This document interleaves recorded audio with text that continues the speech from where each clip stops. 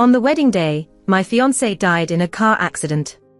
I went to the funeral home to claim his body, only to be informed by the police that the man I had been in a relationship with for 3 years was not my fiancé. He was a stranger named William. At the same time, my estranged father, who was on the run, made headlines in the news. A major drug lord in the city, Drug Raven, was caught and shot dead during the escort process. Among the officers involved in the capture operation, William's name was prominent. The reason my father risked coming out was to attend my wedding with him. Helen, someone wants to interrogate you. 3 days after my father's death, I was brought to the police station for questioning under the pretext of assisting in the investigation. Now I was in the interrogation room, facing a man in uniform with a straight posture across the table. Just a week ago, he was my fiancé. At that time, he wasn't called William yet. He was the second in command of my father's organization, the most trusted person by my father. Trusted to the extent that my father handed me over to him personally, entrusting him to take care of me for the rest of my life. His deep eyes stared at me across the interrogation table. Your father built such a large drug trafficking organization, and you knew nothing about it. I just kept looking at him. After a long while, I smiled faintly. If I tell you that I never touched those things and didn't know what my father was up to, would you believe me? He looked at me for a long time, sighed, and stood up. Helen, the more you say, the better it is for you. I stood up immediately, but was quickly pushed back into my seat by someone. I looked up at him. You promised to take care of me for a lifetime, do you remember? He didn't reply, turned around, and left the interrogation room.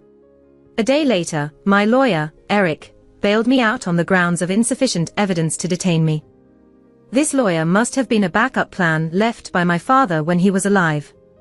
Eric, a reputable man free from nationality constraints, had been managing my father's business abroad for years. At this moment, his handsome face showed some concern. But he continued in a businesslike tone, I have arranged a passport for you to leave the country. If everything goes smoothly, you can leave tonight. I looked up at him. Where can I go? The area outside is under surveillance, and the police won't let the daughter of a big drug lord leave the country. Eric glanced at me. You haven't been involved in your father's business or social circle, you haven't violated any local laws, there's no need for you to bear any responsibility. No need to bear responsibility. It sounds easy. My father did so many bad things. The money he earned from drug trafficking was used to educate me. As his daughter, no one believes that I am clean. I stared blankly at the sofa, only to blurt out after a long while, I want to see William. Are you out of your mind? He's a police officer now, not your fiancé. Eric's voice was cold as he looked at me. I want to see him. I repeated stubbornly. I want to find out whether all the time he spent with me was just to complete a mission, or perhaps there was a bit of sincerity. Eric smirked. Are you still not giving up? He personally killed your father. Giving up? I gave up on the wedding day. What's left now is just unwillingness. As for my drug lord father, he sent me abroad to study when I was 12. Over the years, I've never seen him, and he never fulfilled his duties as a father. Until a year ago, he pretended to be seriously ill, hoping I would return home to see him. He deserved to die for all the bad things he did. But he is my father. And it was he who pushed me towards William. I remember the first time I met William.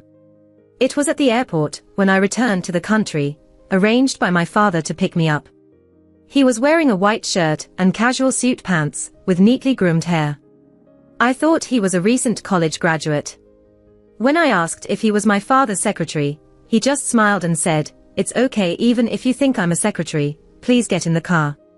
I looked at the electric car he drove up in, with my mouth twitching a couple of times. My father was rich, but extremely stingy with me. These years abroad, I was almost always in a state of working and studying. I didn't expect a Maserati to pick me up, but an electric delivery car seemed a bit too much. Seeing my skeptical expression, he said, You've just returned to the country and might not be familiar with the local transportation. If you want to see your father soon, this electric car is the best choice. He glanced at the luggage next to me. Someone will come to get your stuff. Are you ready to go now? I'm ready. I got on the back seat and took the opportunity to hold onto his waist, even pinching his flesh sneakily. But his waist muscles were so well trained that I couldn't even pinch them. I felt his body slightly stiffen. I smirked triumphantly. You might not know, I've just returned from overseas, and some habits haven't changed. The wind whizzing around us rustled through his hair. I heard him chuckle softly. A little girl who doesn't know any better. Men are always the ones taking advantage. He suddenly accelerated the electric car. This time it was me who got a bit stiff, realizing my closeness was a bit too tight. As my thoughts returned, Eric had already left the hotel where I stayed. Before leaving, he tentatively asked if my father had left any other instructions for me. I shook my head and said no. He nodded, had the hotel staff bring me lunch, and told me to rest well before leaving naturally. My father's properties and companies had gradually been sealed these days. He started fleeing a month ago after receiving wind of it. He didn't even say a word to his own daughter. He just transferred 10 million to my account. And now all of it has been frozen. It can be said that I haven't received a penny of the fortune my father earned over the years. But knowing his cunning nature, this is just a front to make it seem like he's cutting me off. I can tell, and obviously the police can tell too. Now everyone is waiting to see what moves the daughter of this big drug lord will make next. Eric paid for a week's worth of hotel expenses for me and then left. Soon, the hotel staff pushed a lunch cart up with lunch. I glanced at it, no appetite whatsoever. I just stared at the drink next to the lunch, lost in thought for a while. I uncovered the cup and poured out the liquid inside, finding a monitor at the bottom. I stared at the monitor, emotionlessly put it back. I started calling William's former cell phone number. Either it was busy or it connected, but no one answered. It seems like he really intends to cut ties with me. I took a deep breath.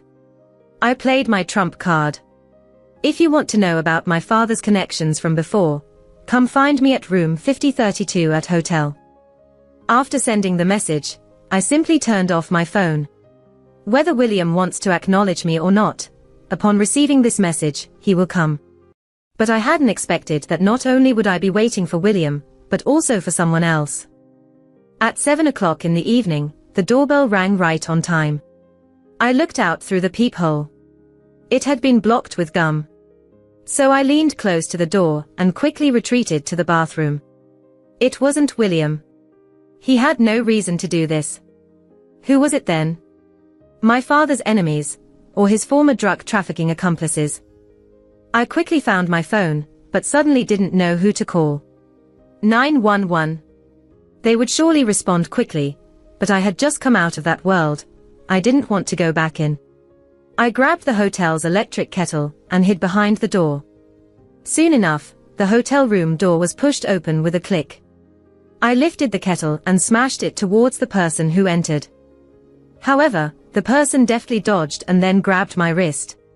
Helen! What are you doing? A familiar voice brought me back to my senses. The person entering the room was William. He had changed out of his police uniform, wearing casual clothes, a grey loose-fitting shirt, with a white t-shirt underneath. I used to like it a lot when he wore shirts. When we were dating, I bought him many different colored shirts. And grey was my favorite color. I stared at him, my eyes slightly red. You finally decided to show up. Looking so handsome, are you here to coax me? William's mouth twitched slightly. I didn't invite you. What, you still want to assault law enforcement officers? He glanced at the electric kettle in my hand and swiftly took it from me. I asked him why he blocked the peephole with gum. Next second, he suddenly tensed up warily. He looked at the gum on the peephole and immediately asked, "Did anyone visit before me?" "No one, you just arrived." Before I knew it, he grabbed my hand and quickly pushed me into the bathroom, shutting the door. He turned on the tap and poured water over my head, using his body to shield my head. The next second, a deafening explosion sounded around us. The hotel room door was blown off in an instant. Because we had hidden in the bathroom early, if we had been even a second late, both William and I would have probably been blown to pieces. I was dumbfounded. My ears were ringing, unable to hear any sound. After what seemed like minutes, my ears finally returned to normal, and I looked at him in astonishment. William roughly pulled me out. He looked at the debris on the floor, then turned to me and asked if I was hurt. I looked down and saw a cut on my arm from the explosion, but it didn't seem serious. I didn't feel any pain. He glanced at it, smirked slightly, then tore the bedsheet and wrapped it around the wound, finishing with a bow. I looked at the bow and after a while said, "You finally learned how to tie a bow." I had taught him before, as he used to just knot it haphazardly. Once on Valentine's Day, I asked him to prepare a gift in advance. Until Valentine's Day was almost over, he gasped at the doorway of the movie theater, handing me a crumpled navy blue box with a clumsy knot on it. It took me a while to unwrap it. Inside was a toy crystal, the kind only young girls would like. I couldn't help but complain, didn't he know how to tie a bow when giving a gift to a girl? A hint of embarrassment appeared on his handsome face. I've never given a gift to a girl before. I didn't know there were such details. While I was still reminiscing about what had happened before, William had already begun examining the scene. With handsome furrowed brows, he muttered, "The gum wrapper on the peephole contained a tiny bomb. The dosage wasn't large, but sufficient to kill you."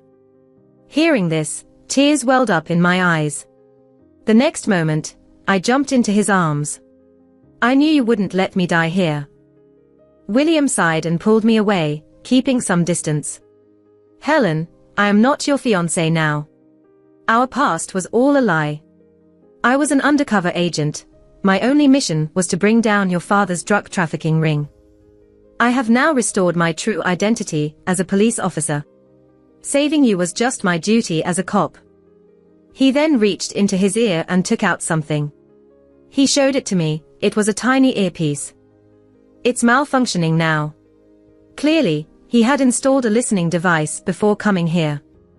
At this moment, it was clear that he came to me without any sentiment, only for work. "I must tell you seriously, you know something, you better tell us now. You saw it just now, someone wanted to kill you. If I hadn't shown up in time, you would have been a charred corpse by now." I remained silent, my lips pressed tightly together. Seemingly unable to get through to me, he said kindly, "As far as I know, this new type of gum bomb was only possessed by your father's previous trade partner. If you confess now, I can request police protection for your safety. I can save you once, but it doesn't mean I can save you every time. You've been targeted. Trust the police, it's your only way out." I smiled faintly, my clothes were already soaked. The wounds on my arms started to bleed incessantly, soaking my entire outfit with blood. I held my arm, feeling somewhat overwhelmed, hugging my head. "I have never been involved in my father's business. You should know that better than me, considering we were together for over 3 years, right? I met with you just to find out one answer. Have you spent all these years completing tasks, including marrying me?" He looked at me, his voice hoarse as he said, "I am an undercover agent, a police officer, a drug enforcement officer." Tears streamed down my face as I looked at him. "So, you killed my father.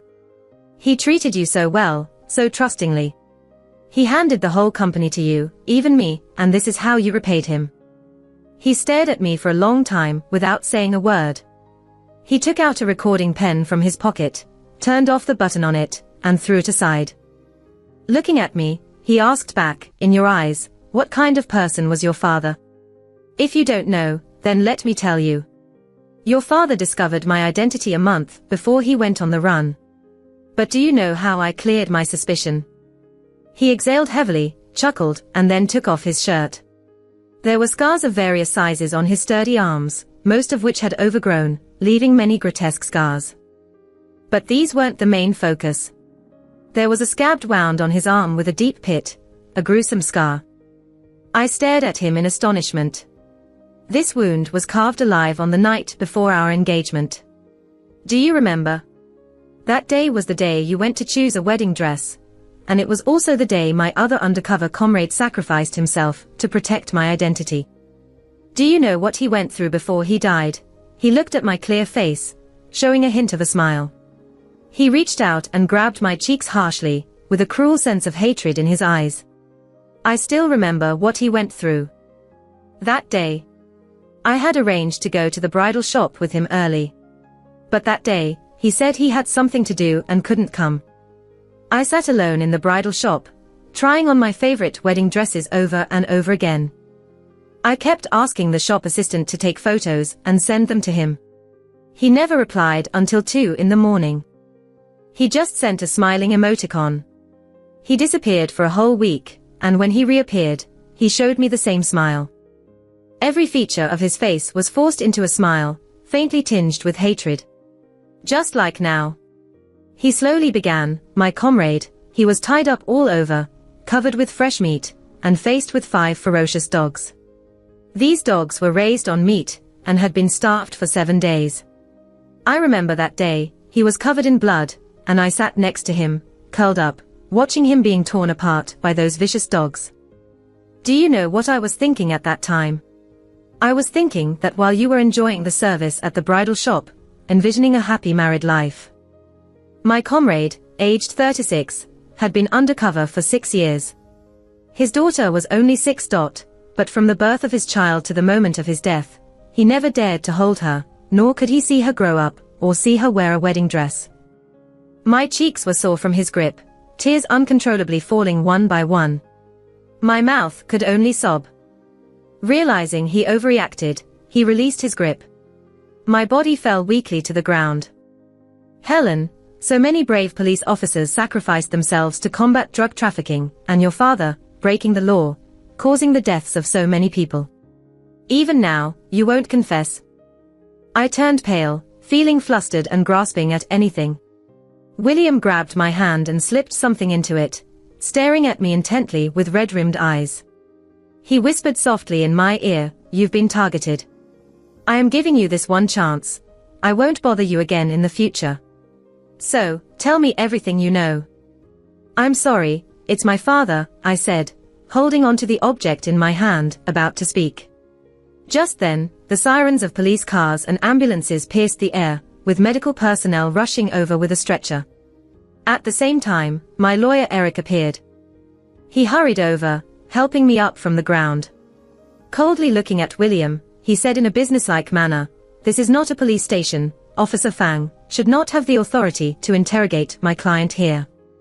If possible, I request to take her to the hospital for treatment immediately." Eric shielded me in his arms, holding my injured arm with one hand, and whispered quickly in my ear, "Don't say anything. Don't ask anything. Leave everything to me. The police will question you as usual later. You don't have to worry, you are a victim now." I was confused as I was pushed into the ambulance. Eric swiftly closed the ambulance door behind him. Looking out through the window, I saw William standing on the roadside, covered in blood, but seemingly indifferent. I lowered my head, tightly clutching a small recording pen stained with blood in my hand. I gently covered my face with my hand and hid the recording pen in the inner layer of my bra. Eric took me to the hospital for treatment. The bomb fragment had grazed my blood vessel, causing continuous bleeding. It looked scary, but due to timely hemostasis, my body did not suffer any fatal injuries. After the wound was bandaged, I would be discharged in a couple of days. I lay in a single-person ward, while Eric was playing with his phone nearby, answering a few calls in between. When he returned and saw me staring blankly, the repetition of William's words playing in my mind, Eric covered me with a blanket, seeming to understand something. "I have investigated the bombing incident. You should listen to me and obediently go abroad. The longer you stay in the country, the more danger you are in," Eric said. I moved my eyes. "Who planted the bomb?" Eric stared at me. The surveillance cameras in the corridor were damaged in advance, but someone saw William entering the control room early and coincidentally knocking on the door of your hotel room. "So, you mean this explosion was all orchestrated by William? What was the purpose?" Eric furrowed his handsome eyebrows and loosened his tie. I guess the purpose was to extract information about your father from you. Before your father's drug trafficking group was destroyed, he hoarded a large amount of goods, along with the location of the drug hiding place and a list of some drug manufacturing personnel. After your father was killed, this lead was lost. The police want to find this list, and you are the most likely person to know where the list is, Eric said, to which I shook my head in confusion. He sighed lightly and patted my hand. I know you are innocent, but the implications of this are too great. Even though I believe you, the police don't, and the wanted drug dealers do not either. Even if they can't find the list, they will kill you first, because only the dead can ensure nothing goes wrong, he explained. I grabbed his arm in panic. What do I need to do? Try hard to recall where your father might have hidden the goods. Find it and hand it over to me. I will give it to the police for you. You don't need to show up. I will take care of everything for you, Eric assured me, holding my hand with a sincere gaze. William is an undercover agent, a police officer. He will not marry you, he is only pretending. The only person you can trust now is me, he added. I forced a smile, feeling self-deprecating. If I help you find the list, will you guarantee my safety? I asked. Of course, he replied. Okay, I will try, I said. Eric finally smiled in satisfaction. The police will come to question you later, rest assured, you are a victim, they won't detain you for this. But they will definitely assign someone to you. Don't worry, I will handle it all.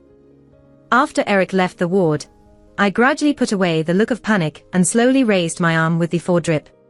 From the inner layer of my bra's neckline, I took out a small recording pen, which William had slipped into my hand before Eric arrived. I pressed the button, hearing Eric's voice from within. Was William giving me this recording pen a chance? I pressed the button, thoughts drifting away.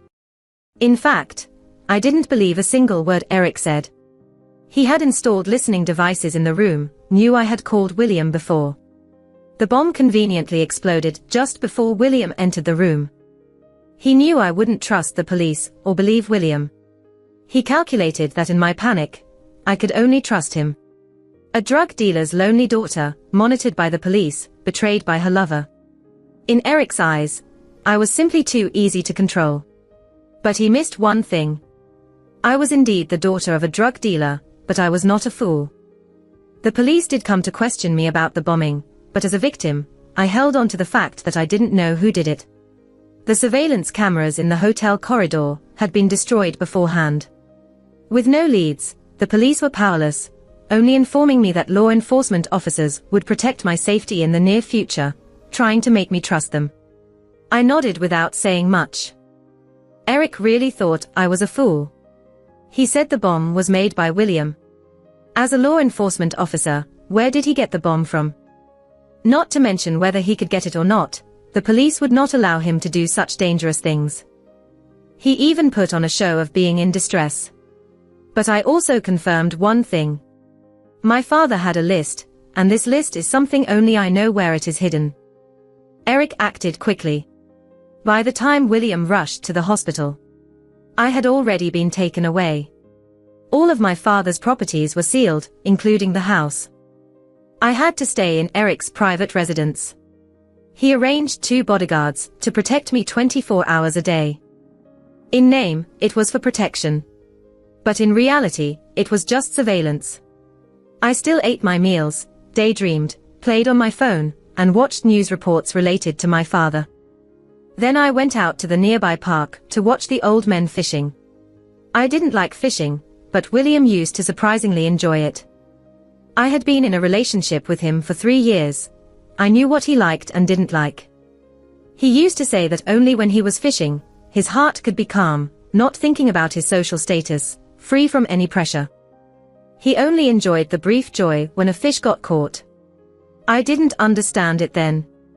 But I probably do now. It turns out the fish he was waiting for was my father.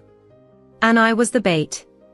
Now that the fish has been caught, the bait naturally no longer exists. The old man fishing saw me watching with attention, and kindly handed me the fishing rod. Little girl, you've been watching for quite a while. Do you also like fishing? Do you want to try? I took it. Without hesitation, I grabbed some breadcrumbs and cast them into the lake, then lowered the fishing line. The old man frowned as he watched. You can't catch anything without bait. I smiled friendly at the old man. The fish I'm catching doesn't need bait, because I am the bait. The old man's expression changed slightly as he looked at me. I handed back the fishing rod to him. Just as I was about to leave, I whispered in his ear, Block 502 in Wind Chime Courtyard, Old City, act quickly and prepare fresh goods. My life is in your hands. The old man continued fishing as if he hadn't heard me. I stood up, tossed my phone into the park's trash can, and left the park. I hailed a taxi on the roadside, reporting an address. I changed 2 taxis and 3 buses along the way. Finally, I managed to shake off the surveillance. I wasn't sure if it was from the police or from Eric. But all of these were no longer important. The taxi finally stopped in front of an old building. I walked straight to the unit and stopped on the 3rd floor, where in the old electrical box I found a key. I opened the dusty door, looking at the narrow and old 2-bedroom apartment. Despite no one living there for over a decade, there was surprisingly no dust inside. It was clear that someone was cleaning it regularly. I suddenly laughed. When I was 10, all 3 of us lived here. My mom was still alive then. She was beautiful and stylish. Even though she worked in a factory, she dressed up nicely every day. My dad was just a small-time street thug, always smoking and drinking, didn't know how to get along with my mom. Maybe women just liked bad men. My dad hardly worked, and my mom supported the whole family on her own. Even so, he was not satisfied. When drunk, he would beat my mom, saying she dressed up nicely just to seduce men. He also said the money my mom brought in was dirty, yet every time he sobered up, he would rummage through everything to find the hidden money. Then he would take it out to spend freely with his hooligan friends. Over the years, anyone would be driven crazy. I remember the day when I graduated from primary school. I ran home with my certificate. But what I saw after opening the door was my dad lying on the bed, inhaling and exhaling smoke. A foul smell wafted from the house. And my mom was lying on the floor, already cold. There was a bottle of pesticide next to her. My mom was dead beside my dad. But my dad was lying on another bed nearby, snoring loudly. It dawned on me what had happened. I grabbed a fruit knife from the kitchen, standing shakily by the bedside. I clutched the knife tightly. I wanted to kill this scum. But for a full 2 hours, I just couldn't do it. When my dad woke up, he showed no remorse, cursed once, and started packing up to run away. Before leaving, he gave me $100, telling me to hide for a while too. I was only 12 that year, and that 100 supported me for 3 months. He left me a mess and vanished. 3 months later, hungry, I begged on the streets. But my runaway father found me. He had transformed, dressed neatly and stylishly, his hair styled with gel. He said he would take care of me well and then sent me to a foreign country where I was a stranger. Who would have thought, 10 years later, he still left me with a mess before leaving again. I looked at everything in the house with a sneer. Probably out of guilt, he bought this old house after making it big. He bought it under a distant cousin's name. That's why the police didn't seal it off. The house remained the same inside, even with a photo of the 3 of us. I almost didn't need to guess. I picked up the photo of the 3 of us, smashed the glass, and found a white paper behind the photo. I stared at the list on the paper and squeezed it tightly. This is what they wanted, right? At that moment, the once tightly closed door was suddenly kicked open by a group of thugs. Before I could react, they surrounded me. The leader, with a fierce look, stared at me with a pitch-black gun in his hand. You're the daughter of Poison Crow. The boss was right after all. The sly old fox actually hid the list in such a ghostly place, making it hard for us to find. I clutched the list tightly to my chest. What do you want to do? What? Of course, take the list and send you to meet your drug lord father, Scarface sneered. I turned around to run, but the next second he grabbed my collar and gave me a hard slap, knocking me to the ground. The metallic, rusty taste of blood filled my mouth. Scarface chuckled and directed the others, search, see if there are any other copies, clean it up. I was tied to a chair with a knot that wouldn't budge. The thugs didn't find anything else, but they were certain that the list in my hand was what they wanted. So before leaving, they set the sofa on fire, patted my face, and laughed, you lucked out, Poison Crow's daughter, dying in a fire. Who knows if it'll make the news tomorrow. The fire was getting bigger. The group of people locked the door. The acrid smoke made me cough. But I laughed. These people were really stupid, clearly armed. Yet they insisted on using the dumbest method to tie me up here, trying to burn me alive. Shoot me dead once, then there would be no worries. I have to admit, sometimes being a woman does have its advantages. Like, it makes people look down on me. I counted silently, and as expected, after 10 seconds. The door was pushed open again, and I was rescued. A middle-aged man with regular features looked at me apologetically. If you looked closely, you would find that this man bore some resemblance to the old man fishing in the park. Sorry for being late. Not late, just in time. How's the arrangement for the goods you prepared? It's all set. The body was just delivered to the funeral home, less than 2 hours after death. Very good. I left the old apartment building just as the fire was about to burn down the beams. As soon as I left the compound, I heard a deafening explosion. Seeing this, I smirked slightly. I wonder if he'll like the first gift I prepared for him. The next day, the local authorities reported an explosion in an old residential building in the city. Thankfully, the building was already scheduled for demolition, and most residents had moved out. Only a charred body was found at the scene of the accident. I scrolled through the news on my phone, having a slice of toast for breakfast. As I ate, I said, it looks like the police already know it wasn't me who died. The person beside me replied, the police have your DNA data in their database. It's easy to identify you with a comparison. Why go to such lengths knowing you'll be exposed? I smiled. Of course, it's to make others believe that the daughter of Poison Crow is dead. Whom did those people look for with the list? As expected, it was Eric's men. I sneered. Just as I suspected.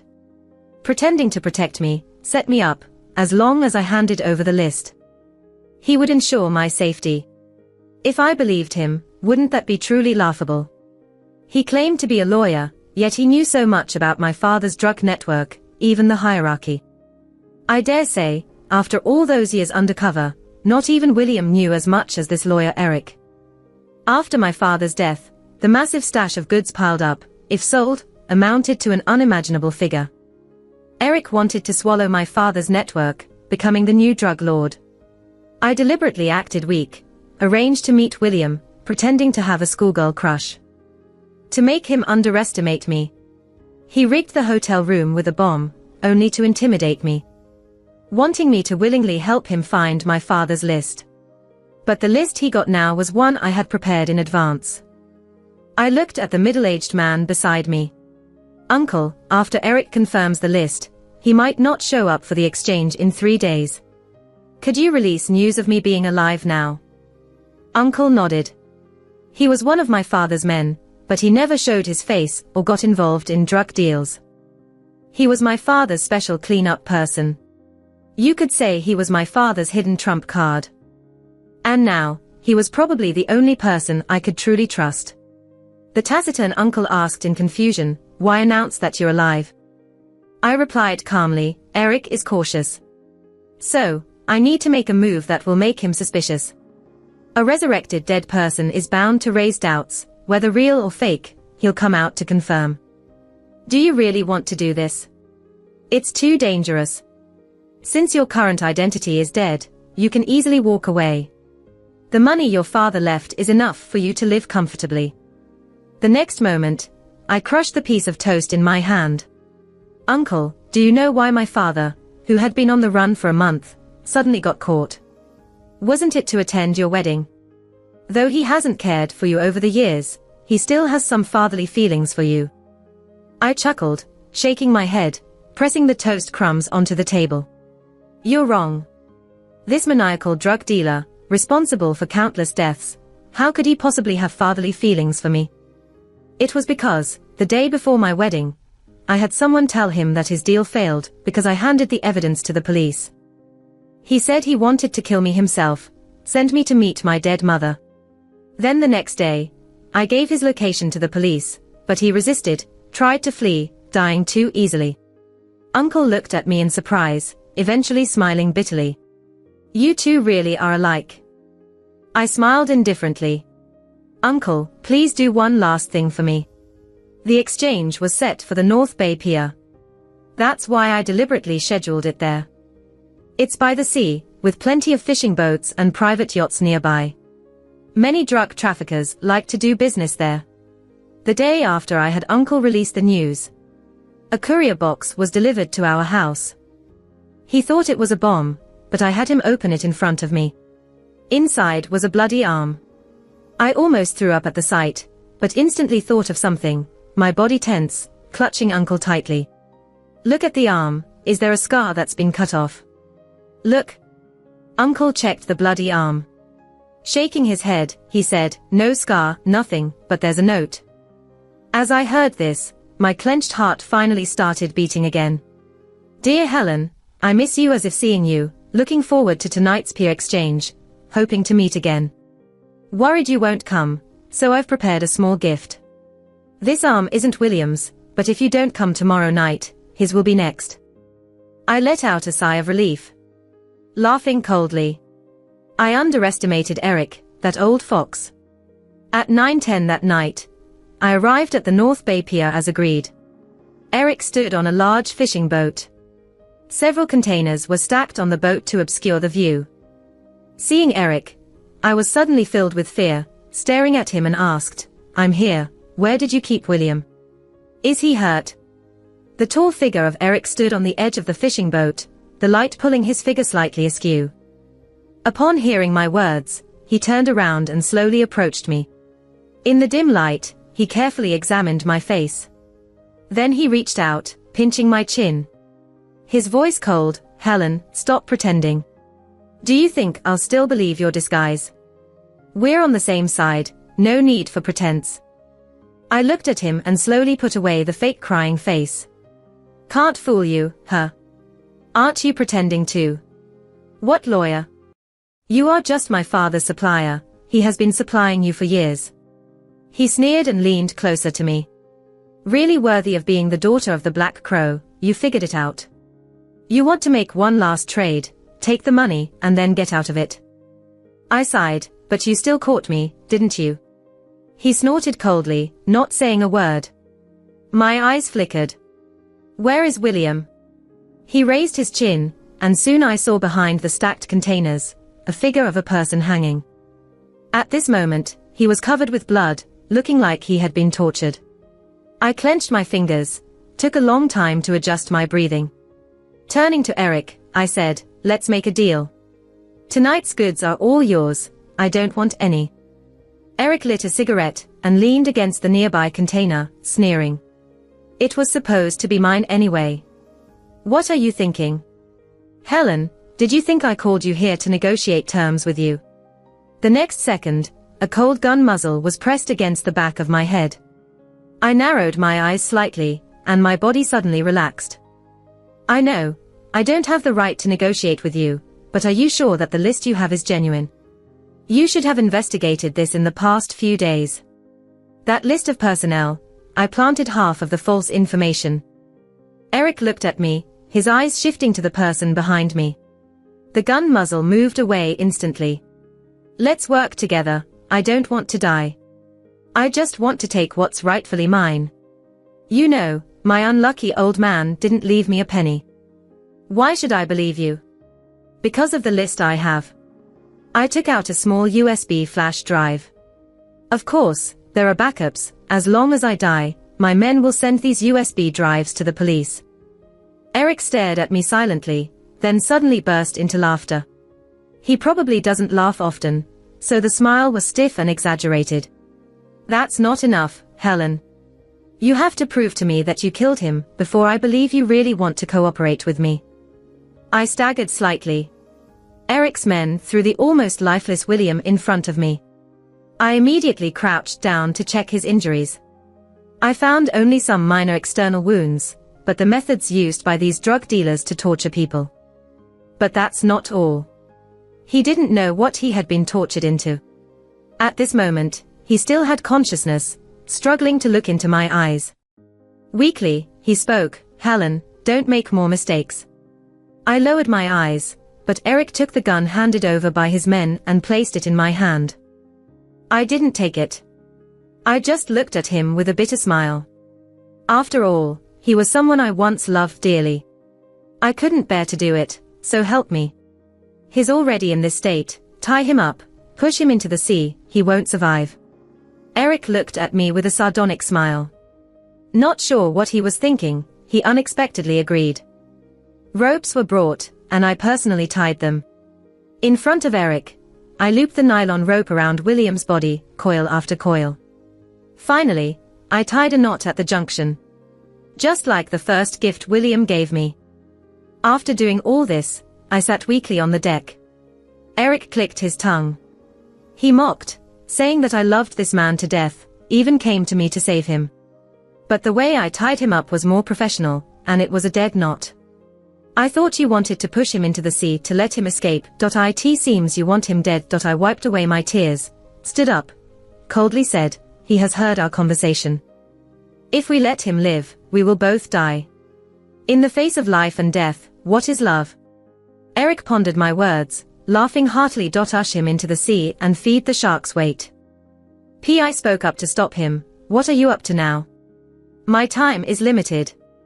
After all, he is the person I loved the most. I want to say one last thing to him. All right, last words before death, quite romantic. William had been brought to the edge of the deck, and when he saw me coming, Eric's men tactfully stepped aside. I reached out and held his injured body in my arms. Quietly, I whispered in his ear, "William, I'm sorry. Actually, I really liked the Valentine's Day gift you gave me back then. But now there's no chance. Fortunately, let me give you a gift as well. This seems to be the first time I officially give you a gift. It's a first-class honor, I hope you like it." Saying this, I stuffed the recorder he had given me into his hand. It contained everything I knew, including every transaction between my father and Eric over the years.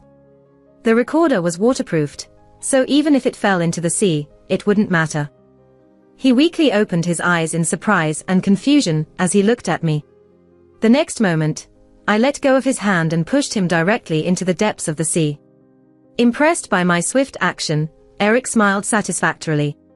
The subsequent drug transaction went smoothly. After my father was arrested, his previous underlings hoarded a large amount of goods that had not been distributed. Now someone was willing to take over, claiming to be the daughter of Black Crow. With the heat off, they were eager to act. Attracting many drug dealers with stockpiled goods, almost all the drug dealers in the city had gathered here. Until a loud police siren sounded. Soon, the entire dock was surrounded.